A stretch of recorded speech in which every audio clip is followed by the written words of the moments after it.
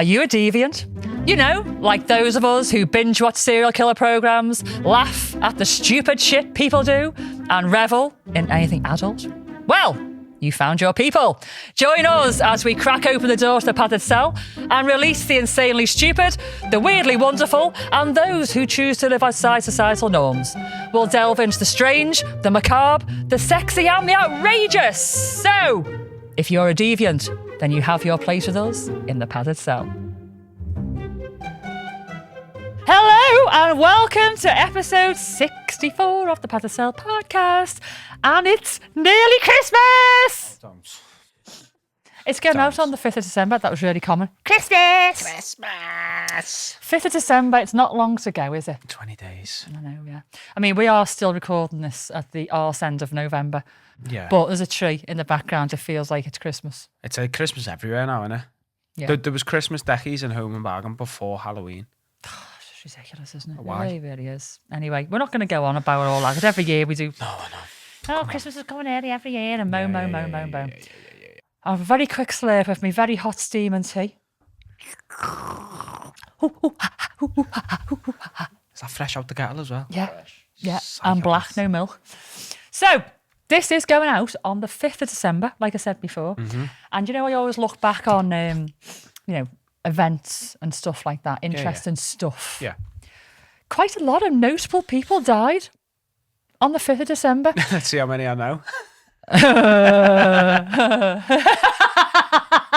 Not a lot. Probably. None. I don't know, you might have heard of them. Okay. One definitely. Don't say that. One definitely. Okay. But I just thought, I mean, these are just three of them. There's loads of really notable people died on the 5th of December. One of them, in 1791, was Mozart. I know him. Wolfgang Amadeus Mozart. Now, What a I name. did music. Music and art when I was younger. I was a musician in the Phil. So I was well into all this. Yeah. And I did music at GCSE and A-level and everything. Yeah. I did not know that Mozart was only 35 when he died. Shut up. All the fucking stuff he produced. Yeah. And he died at 35. Did you know that, Dylan? Yeah, sure. His first composition, I think he was like 5 years of age. Crazy. Yeah. That is nuts. But honestly, I mean, we had to learn all this shit for our exams. The catalogue of stuff this guy produced in his lifetime. And he died at 35. I was so shocked. Anyway, I did music history as well. At one point, didn't remember that bit, did I? Okay, so the other person who's died, Claude Monet. Please tell me no Monet. Monet, yeah. Yeah. French impressionist. Yes. Yeah. He died in 1926, age 86. He had a nice long life for an good artist. life. Not all of them did. Good life, You're yeah. cutting off their ears and shit like that. Yeah. Died young. Nobody has a nice long life. I've actually got a couple of Monet on our wall in our new house. I mean, the jarred ones, they're not real, obviously. They're from a charity shop. In fact, one was a charity shop, one was a car boot sale. Is Haystacks Monet? Yeah. Yeah, I love Haystacks. Yeah. And Nelson Mandela died in 2013 on the 5th of December, age 95. Yeah. When you think of what he went through in his lifetime, and obviously being incarcerated and everything. Yeah. And he still lived till 95. It's a hell of an age, that. And do you know, for me, living till that age and going through everything that he did. Yeah. It's just a bit. That is the biggest fuck you, isn't it? Fuck you, life. I lived till 95, despite all the shit you tried to do. Fuck you. Fuck you all. Yeah. Look at me. Yeah. And on this day in 1872, the Mary Celeste was discovered abandoned by a crew in the Atlantic Ocean. No way. Do you know much about the Mary Celeste? No, I've heard it. You've heard of it. My Well, granddad Mary was writing Celeste, some Mary Celeste, people say different things. I'm not going to go into it loads, but basically, the ship was completely abandoned. Like, almost people were beamed off the ship. They'd been in the middle of meals, in the middle of drinking. All of this stuff was still there. It was like literally they'd just been poof, just disappeared. No way. Yeah, and it's never really conclusively been solved. That mystery, it's still a mystery where they went. Love that. Today is also National Blue Jeans Day. Have you got blue jeans on? No, like actual jeans. Yeah. It's very rare I wear jeans. Forever in blue jeans, babe. Who sang that? I know it though, I've heard it. Money talks, but it don't sing and dance, and it don't... Something that I can't remember.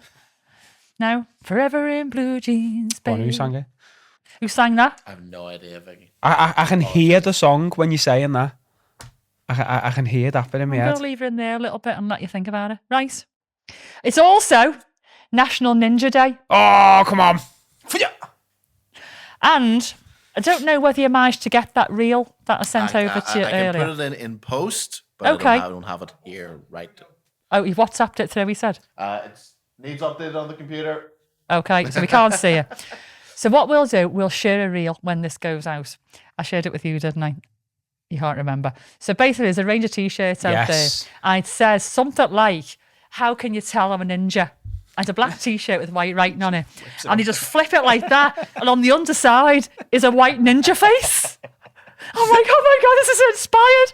Right, so I was going to get us these T-shirts, right? Oh, yeah. Until, I might have been a couple of pints in, until I realised that live on a podcast, if I went, whew, everyone see me tits.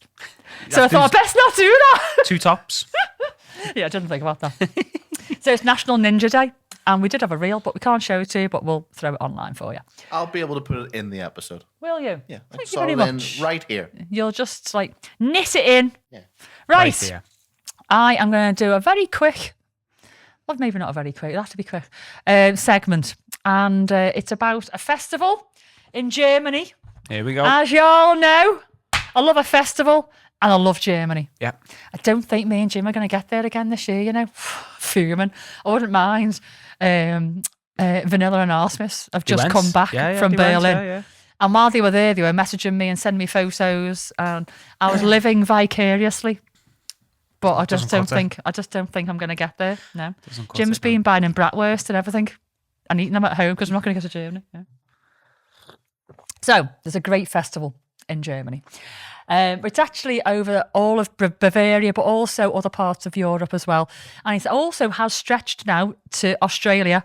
And of course, the Yanks have got involved as well because, I don't know, Americans, I mean, even though America's an old country, I suppose America as we know it now is still quite young, really, isn't it? Not including American Indians and all that. Yeah.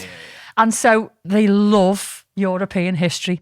I've been to Germany when there's been Americans there, and I've been on a cruise, and we've been into old cities in Europe, and there's been, you know, Americans, and they're just like mind blown by how old everything is. They love the culture in Europe, and so they love to take shit on that doesn't belong to them, make it their own, because, you know, why not? Yeah. So it's in America now as well, and it's called Krampusnacht. You've heard of Krampus? Yeah, it's okay. Santi. Well, it's I'm going to tell you a bit more about it now. Have you heard of Krampusnacht? I do, yes. So there's films, there's all sorts of things out there about Krampus, but I'm going to tell you a bit more about Krampusnacht itself. So obviously, when we think about Christmas time, we think about kids receiving gifts from Father Christmas, Santa, Saint Nicholas, whoever he is in your country. Would you say Santa or Father Christmas? Santi. Is this an Irish thing? Yeah. Santa Claus, yeah. Santi. Me and Nance had this last year because I still try and say Father Christmas because it's an English thing. And it was when I was little. My nan would say Father Christmas and all that. Yeah. But we're going more and more towards Santa, aren't we? But basically, that's how we think of a Father Christmas. Saint Nicholas is giving gifts to children. But children in Bavaria and much of Eastern Europe, actually, are gearing up for Krampusnacht, which is always 20 days before Christmas Day. So it's always on the 5th of December. Yeah. Regardless of the day of the week, it's always the 5th of December. And this normally involves a lot of youngish men dressed up as demons with horns and masks, and they run wild around the streets in Germany, chasing children. And what they used to do was whack them with birch twigs. My kind of Krampus. Nowadays, they give the sticks to the children as a reminder that Krampus is always watching and to be good for your mum and dad. So it wasn't a naughty list, it was It is a bit of a naughty list, yeah. So basically, Krampus is said to work alongside Santa. Mm-hmm. And Santa and Krampus, they'll go into houses. If there's a good kid there, Santa or whoever will give presents to the good kids, but then Krampus will tell off the bad kids and give them a little whipping with the twigs and leave the twigs behind as a reminder of how bad they've been. Some say it's actually to try and convince them to be good, but I think Krampus is just a sadist and want to wax kids around. Yeah. Hey, speaking of which, in our new house, we've got a birch tree. And we've got to take it down because it's making a wall bulge. So I said to Jim, do not just burn that. I want to make a proper birch. Yeah. Yeah, fucking birch. Yeah. If you don't know what birch is, look at episode 4. I'll tell you about what a birch is. Well, my memory. I'm not normally that good. So these guys are running around the streets chasing down kids. We have got some photos I'm going to show you later on. Traditionally, the costume is made up of a hand-carved wooden mask, and some of them are really quite horrible. Yeah. And there's a suit made of sheepskin or goat skin. They wear cowbells around the neck. Some of the costumes can be pretty pricey, actually, but nowadays they're less expensive. They're made with like faux fur and stuff like that. They used to be real fur years ago. And this is a folklore that goes back at least 1,000 years.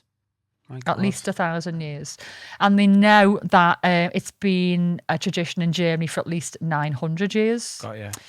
The actual origins of Krampusnacht is a little bit sketchy.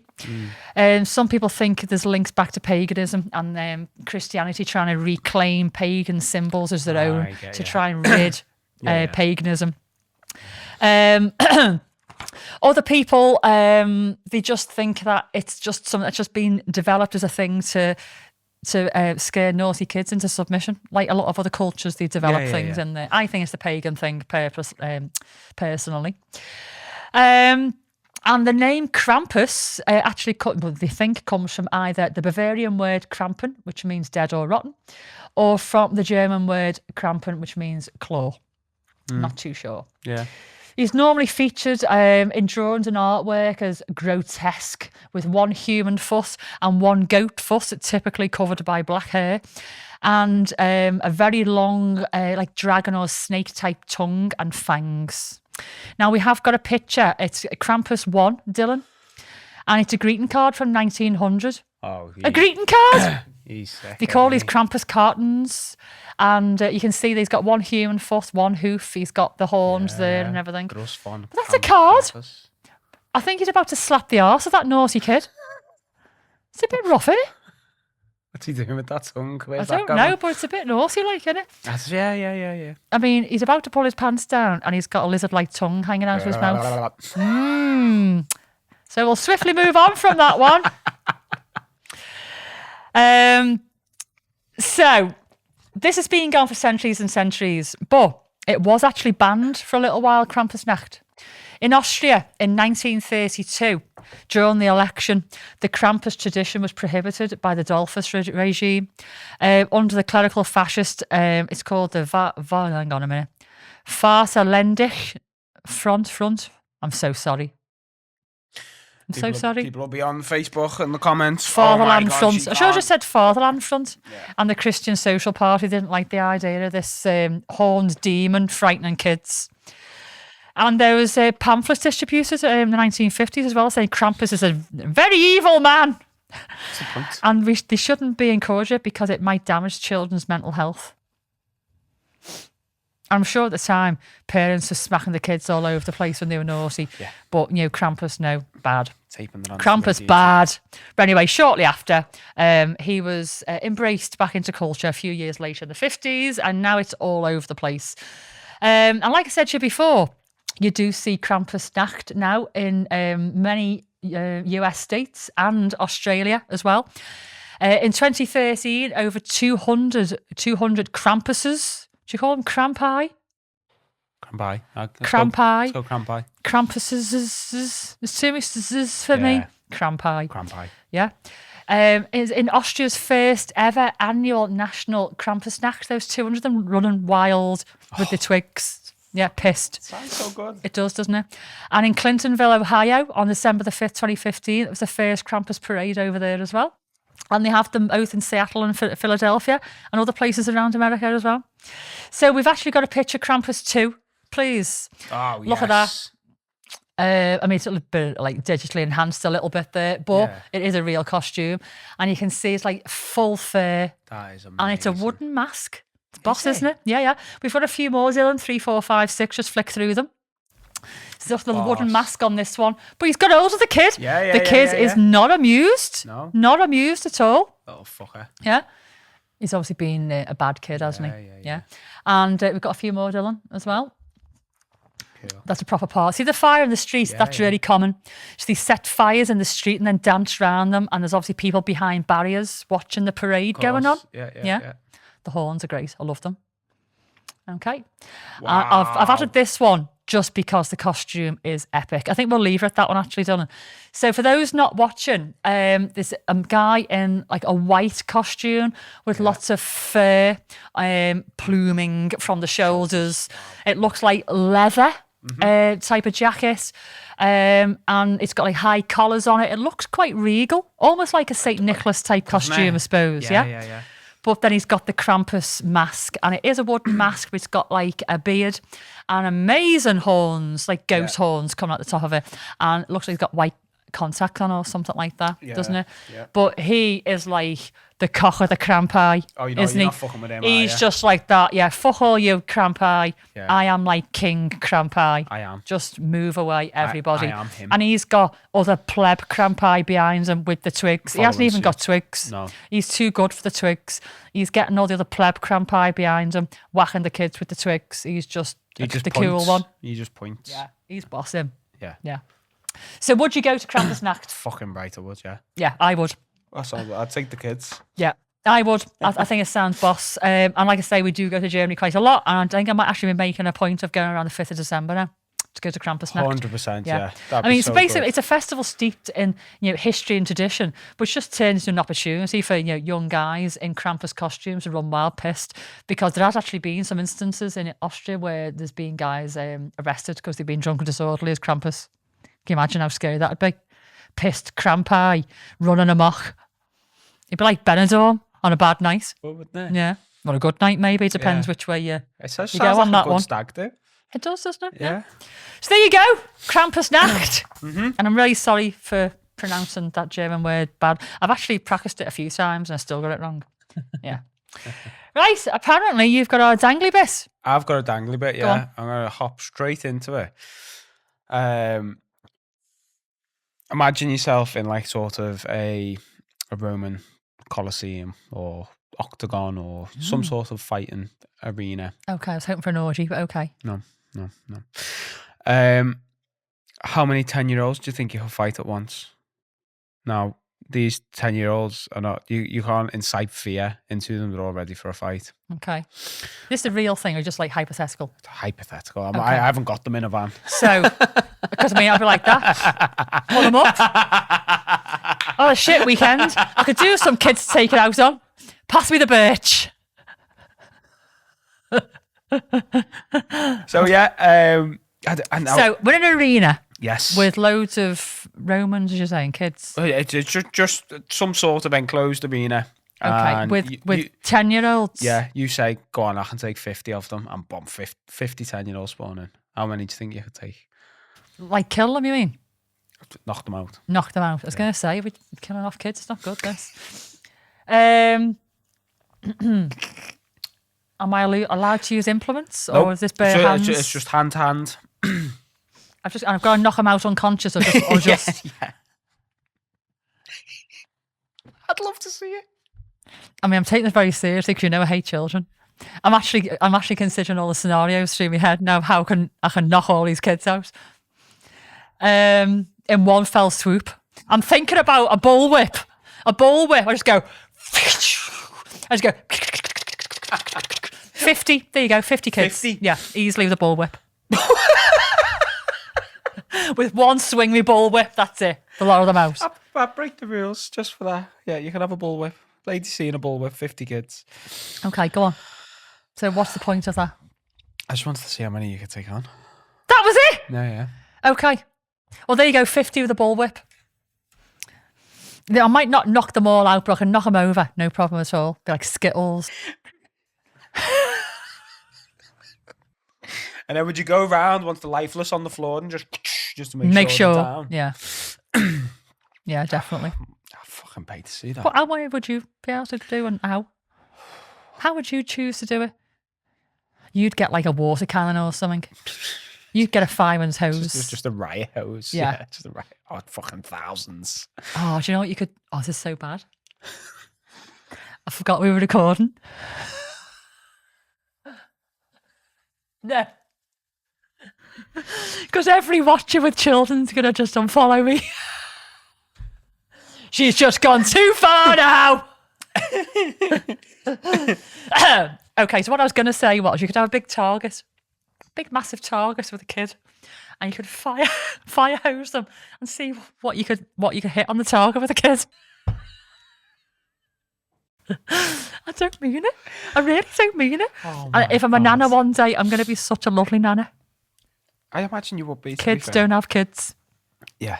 Okay, Should we segue on into the section? Yeah. So, what have you got for us, kid? So on Wednesday, I'd love to see it. Just thought, Come on.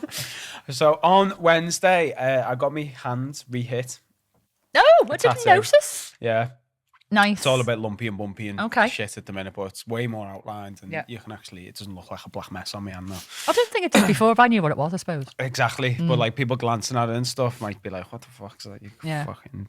Do you have any white put in it? Or is it just all black and grey? I have had a bit of white come Yeah, up through just to here, help it, but yeah. It Nice. might not stay. He said if it fades back in... On your hand, it's dead hard to keep it. It's fucking... I've knocked this so many times. But it got me thinking, there's got to be some fucking obscure ways of being tattooed out there. Have you been to tattoo conventions? No. I want need to to go go. You know, one you see all different so tattoo much. techniques. I know. So, yeah, I was looking at them and I was searching links and kept finding the same ones, you know, all the common ones that I say everyone knows about. I know about them, so I just assume everyone knows about them, like henna. Everyone knows about henna tattoos. I typically apply during like Hindu weddings and, you know. I've had henna on. Have you? Yeah. It takes ages to fade. Yeah, it's about 2-3 weeks, isn't it? And you'll see when you go on holiday, most people get a henna just to be like. I actually got a henna tattoo before I got my first tattoo to see if I liked it or not. No way. Because I didn't have anything on my body. Yeah. And I was like, I don't know how I'd feel with this thing on my body. And I got it, and I think I planned my tattoo as soon as I got home. Yeah. I do that, to be fair. I Sharpie. Oh, fuck off. Yeah. I done it the other night. I Sharpied the roots coming down there to see if I wanted it on my fingers. Mate, Before I commit to it. you sharpied your hand. Yeah. I'll leave it on for 2 days. Okay. But then you've got other methods. There's one called Sakyant, which is more like in Southeast Asia. And I do like hand tapping tattoos. Yeah. So, Yeah. and they'll just tap the ink in. Yeah. There's another one called Tabori, Yeah. which is really similar to that. But they get like a long piece of bamboo with needles on the end. But what they do with that, they don't like hand tap it in. They push it under the skin and then they pull it out and the ink sits in a much better way rather than it just being tapped in. Like, because you're pushing it right in and under. Oh, you should have seen the videos I was watching of it. They just yank it in and bend it all the way back and then... It's all Yakuza members. That's how they get their ones done. And you know how color fades in tattoo Yeah. over time? Yeah. Apparently with this method, it's the inverse. So it actually more and Pops. more color really? pops Yeah, over yeah. time. So if you see some old school like Yakuza members, all their tattoos are still vibrant. Wow. It's 'cause I of this think it's method. because they set it so deep Yeah. that it just... I suppose once as you're shedding your skin layers, it'll come through, won't it? Yeah, Makes yeah, sense. Yeah. So they were the ones I was looking at. No, I always, as I said, I think most people know about them or have seen them or, you know, I was like, it's not fucking juicy enough for this podcast. I want to find like fucked up methods of getting tattooed. So, before a section into it, there's another method called Kalinga, which is from the Philippines, and it's a tattooing method that consists of charcoal and soot, and they normally mix it with water. And it's sort of similar to the tapping and everything like that, but they use that as drink. But it's a method that's not really practiced anymore. And then, massive contrast. It's similar to hand tapping, which is normally done with like bamboo or metal or anything like that. We have bone tapping. Now, this is heavily attributed to Samoans, and it's exactly what you think it is. It's not metal, it's not bamboo, it's a bone. Okay. Yeah, animal bone, human bone, I don't know. Okay. But they sharpen the bone into the point of it being a needle. Dip it in whatever they're using as the ink and tap the fucking bone in to make the pattern. No. It You gets- couldn't be a vegetarian, could you? That would not be vegan. Pass me the bamboo. It gets worse. Okay. There's a method of tattooing. I didn't say where it was from. Called scarification. Yeah, I've seen scarification. Yeah. I mean, I've done a little bit of scarification myself. So Have you? Yeah. On yourself or No. to someone? So reading online, it said it was done by taking metal, sharp stone or glass and carving out designs in the skin. Sometimes they'd even take out large chunks to create raised scars. And the picture I seen was a guy, it looked like he was from some sort of African tribe, with loads of bumps and lumps all over his back. And it was just, they made a pretty picture with it, like, Yeah. but it wasn't, it wasn't there's a lot of something- risk associated with scarification. Yes. If anyone's interested in scarification, please read into it thoroughly. Infection risk is massively. very, very high. Jesus. Well, this is the worst one that I found last night. It's called ink rubbing. And I looked at it and I was like, oh, that sounds quite nice. Yeah. Have you heard of this before? I can guess, I think. Oh, fucking hell, mate. So, it's derived from scarification. So where scarification, they use deep cuts and then let it heal. And Yeah. then that's the process. Yeah. With ink rubbing, oh my God, they cut the design into the skin. Yeah. I can't believe I'm reading this. And then they take ink, and then even the website said a shit ton of ink and rubbing it deep into the open wound. An incredibly painful process that surpasses even scarification. Can you fucking imagine? No. Because, I mean, you're not just going to be like, you're not going to be like peppering it over, are you? Fucking You know, smear me. it's just doing that, innit? Onto an open wound. So if you haven't seen scarification up front, up close, it's brutal. Oh, I can imagine. So you're literally carving out a design in the skin and then slicing the skin from the middle of the design to leave a bare flesh, open flesh, which will then scar over and will go through the process of healing. And so by the end of it, you're left with like a white or a silvery type scar. Yeah. That's what you're hoping for. Yeah. But scarification needs a lot of, you just need to, I was going to say to Dylan, now just needs to actually fart because the buzzer wouldn't work. Lift your bum off the chair and let one rip. But the infection risk's really, really high with it. So then imagine then rubbing something into the wound that really should be kept clean and how painful that must be. Yeah. Oh, fucking hell. I couldn't believe, like, why name it something so nice? Yeah. Yeah. When you go to the tattoo conventions, you often see scarification there. Do you? Yeah. I don't know whether you'd see it as much now. It's very illegal now. Oh, yeah. Things like genital piercings are now illegal. Are they? Yeah. I know some people do still do them, but it's all on the QT. Yeah. And it's all down to female genital mutilation. Yeah. So it comes under that. But also scarification as well. You know, it's body mod extreme. True. Yeah. And like I say, I have done some scarification. This was part of a suturing. Yeah. So somebody wanted to learn suturing, they wanted to design. So we cut just a little tiny design, and then we sutured it across, and it caused like a nice sharp line Yeah. in a suture. And then when it heals, it was like dead silvery, like a stretch mark. It was really nice, actually. Got So ya. it's not as extreme as what you just said, but I have done scarification. Yeah. Go on. With the Sakyant, they say it's mostly you basically go to a temple somewhere. It's mostly monks that do it. You don't pick the design; they do, and they'll normally have a load of other monks chanting nearby, and then the tattoo's meant to bring you like good fortune or whatever they've chanted into it, basically. Hellfire. Yeah, fucking hell. I feel like hellfire. Fucking hell. Is there any other methods? Have you just been tattooed the conventional way? Like Yeah. Tattoo gun. I Same. haven't been tattooed. I've seen it's like a Maori type, and they Yes. it's like a bamboo type they're tapping. I saw that at a tattoo convention. That was brilliant, and it was all quite casual. Yeah. So like where you'd be like on a chair with like, the shrink wrap over it, it's all very sterile. When I saw these guys, obviously they cleaned the area, but there was like throws and cushions. It was all very traditional Maori tribal vibe going on. And the people that were doing it were like cross-legged and they were like... Just chilling. Yeah. I was dead calm and I stood there for ages watching it with boss. Yeah. Really, really good. I'd love to try different methods of tattooing. Yeah, but I haven't tried anything myself, Yeah.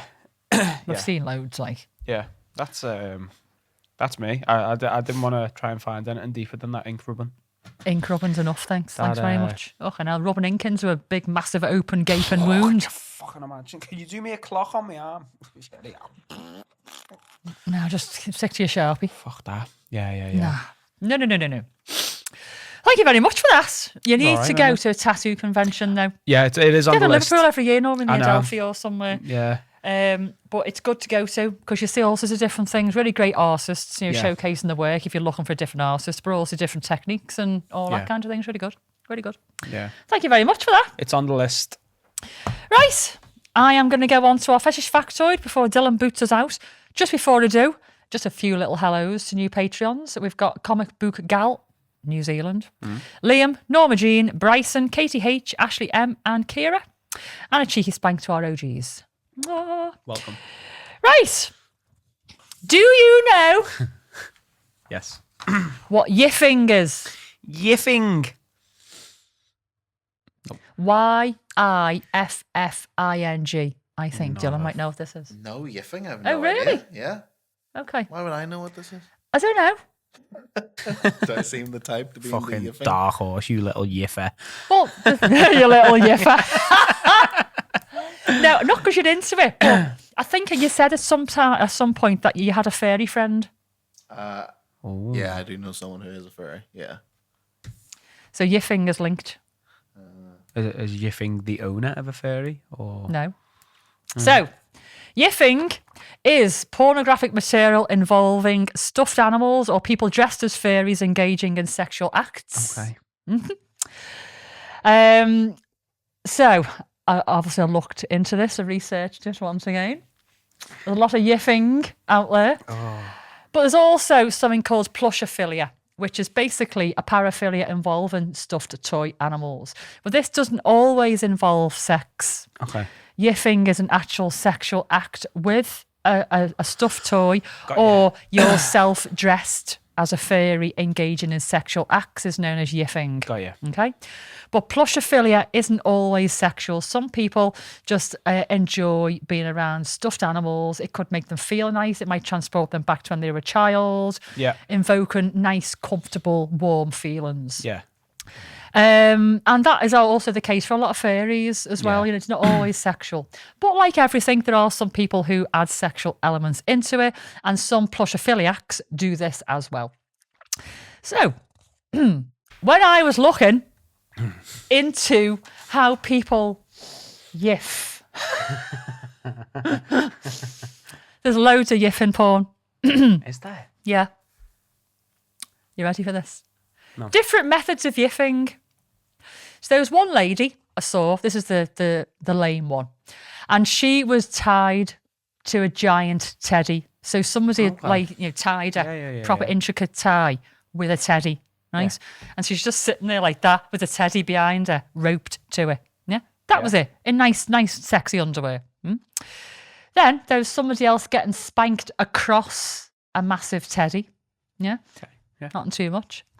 Then there was somebody who had a giant teddy and they put a fleshlight in the nether regions of the teddy and they were fucking the teddy into the fleshlight. Yeah.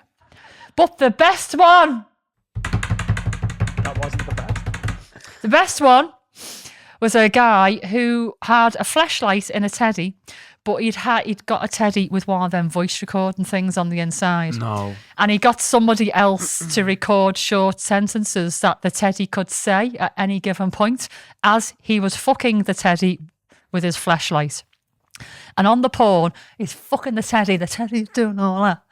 And he's pressing things and the teddy's going, fuck me harder, pull me ears, fuck my fairy hole, and thank you, daddy. So on this porno, he's fucking this giant teddy who's got a flashlight, and the teddy's saying, "Fuck my fairy hole." I mean, if you're into that, that's fucking Mate, genius. I was gone when you actually see this thing. But the teddy's like, Fucking doing bouncing all about this. everywhere. And then every now and then, "Thank you, Daddy. Thank you, Daddy." I couldn't watch the climax. It was that funny. Let's put it that way. It was really, really good. I'd rather be encrypted. So there you go. Plushophilia and Yiffing. So that guy was Yiffing. yiffing to the inch of his life. Yiffing the shit out of that teddy. Oh, wasn't he just? But I love that he'd got a little voice recorder thing in the teddy Fucking though. genius, that though, Isn't isn't it? it? Yeah. Yeah. It's like bringing your teddy to life. Making it say, "Thank you, Daddy." Yeah. While you're fucking it with a flashlight. I did see another one where they put the flashlight in their mouth. In the teddy's mouth? Yeah. I was giving her a little blowy. You're not into that then? Don't fancy that? See you next week, guys. I haven't unopened a new kink. I haven't unlocked a new kink for you. You're not going to go to the fair and win yourself a giant teddy. Will you do the voice box for it? Too fucking nice. Sign me up, let's have a go. Too fucking nice. Fuck my fairy hole. Yank my ears, Daddy. Ooh, harder. You know I like it hard, Daddy. See you next week. I'm going. Fucking hell. I think we just lost Dylan. Right! We are going to go on that yiffing bombshell. That wasn't a fucking bombshell. That was a fucking nuke. And if anybody wants me to do the voices for the talking teddy, just hit me up on Cameo. More than happy to do the voice for your fuck teddy. If you're binge watching, put the kettle on. We'll see you in 5. If not, we'll see you next week. Oh, I love you, bye. And there we have it. Another day made better by listening to the curators of chaos. Thanks for dropping by. And if you enjoyed the show, we'd really appreciate you sharing the Love the Paddysell podcast with your friends. Don't forget to give us a follow on our socials, maybe some 5-star reviews. And feel free to send us an email to medic@thepaddysellpodcast.co.uk or even interact with us on Facey, Insta and our other socials because we love chatting to you. Make sure you stop by next week because, as Bowie says, I don't know where I'm going next, but I promise it won't be boring. Catch you soon.